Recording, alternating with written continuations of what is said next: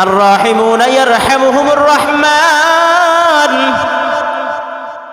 দুনিয়াতে মানুষ মানুষের প্রতি যারা দয়া করে, দয়াময় আল্লাহ তাআলা তাদের প্রতি দয়া করেন। ইরহামু মান ফিল আরদি ইয়ারহামকুম মান ফিস সামা। নবীজি বলেন, তোমরা জমিনবাসীদের প্রতি দয়া করো, অনুগ্রহ করো, ভালোবাসো। ইয়ারহামকুম মান ফিস সামা, যিনি আকাশে আছেন আকাশবাসী আল্লাহ তাআলা তোমার প্রতি দয়া করবেন। সুবহানাল্লাহ।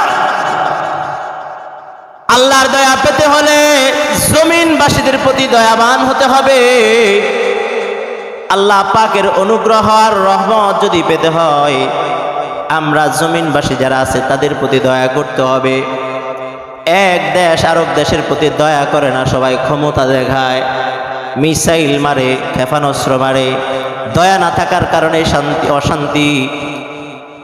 পরিবারের একজন আরেকজনের প্রতি দয়া না থাকার কারণে পরিবারের শান্তি নাই।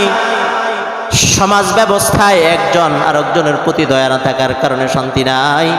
কারণ দয়া থাকলে আল্লাহ পাক দয়া করেন সমাজের প্রতি, ব্যক্তিগত জীবনের প্রতি, পরিবারের প্রতি।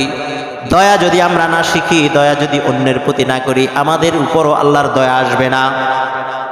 আর রহিমু সুজনাতুম মিনার রহমান, দয়া রহমান থেকে অনুগত। নবীজি বলেন, মান ওয়াসালাহা ওয়াসালাহুল্লাহ, যে ব্যক্তি দয়ার সম্পর্ক মানুষের সাথে বজায় রাখবে, আল্লাহ পাকও তার সাথে সম্পর্ক বজায় রাখবেন। ওয়ামান কাতাআহা কাতাআহুল্লাহ, যে ব্যক্তি মানুষের সাথে দয়ার সম্পর্ক ছিন্ন করবে, আল্লাহ তাআলাও তার থেকে সম্পর্ক ছিন্ন করে নেবেন। তাহলে আল্লাহর দয়া পেতে হলে, আল্লাহ পাকের সাথে আমাদের সম্পর্ক ফিট রাখতে হলে কি করতে হবে? মানুষের সাথে দয়ার সম্পর্ক রাখতে হবে। ক্ষোভের সম্পর্ক নয়, রাগের সম্পর্ক নয়, কর্তৃত্ব আর দাপটের সম্পর্ক নয়। কিসের সম্পর্ক থাকবে? দয়ার, ভালোবাসা, অনুগ্রহ।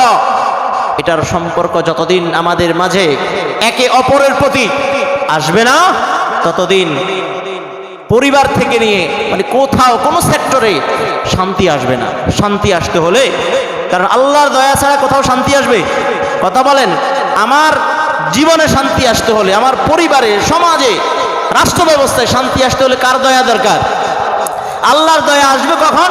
যখন রাষ্ট্র ব্যবস্থা থেকে শুরু করে ব্যক্তিগত জীবন পর্যন্ত একে অপরের প্রতি সহানুভূতিশীল হব, দয়াশীল হব,